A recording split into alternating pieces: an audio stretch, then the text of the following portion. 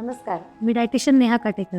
तर स्नॅक्स खाल्लं, डाएट बिघडलं आणि वजन वाढलं, असं अनेकांना वाटत असतं. म्हणजे स्नॅक्स बाबतीत आपण खूप व्हिडिओज फ्लट होताना बघतो. तर स्नॅक्स बाबतीत खूप जास्त एक निगेटिव्ह इम्पॅक्ट लोकांच्या डोक्यात जास्त आहे, की स्नॅकिंग करणं म्हणजे वाईट आहे. पण बेसिकली स्मार्ट स्नॅकिंग असू शकतं. म्हणजे स्नॅक्स हे अतिशय वाईट आहे असं नाही आहे. स्नॅक्सला आपण त्याला स्मार्ट मील म्हणू शकतो.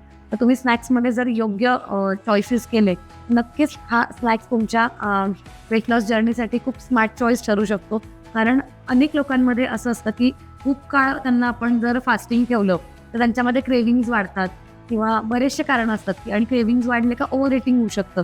त्यामुळे जर आपण दोन्ही मील्सच्या मध्ये जर एक स्मार्ट स्नॅकिंग ऑप्शन्स दिले, जसं स्प्राउट चाट आहे किंवा स्टर फ्राय पनीर आहे किंवा सातूचं काही ड्रिंक आहे, सातूच्या पिठाचं काही ड्रिंक आहे, असे काही आपण मध्ये काही स्नॅक्सचे आयटम्स चांगले चॉईसेस ॲड केले, तर त्यांनी नक्कीच फरक पडतो तुमच्या. कारण मेटाबॉलिझम ॲक्टिवेट होण्यासाठी आपल्याला हेल्प होते.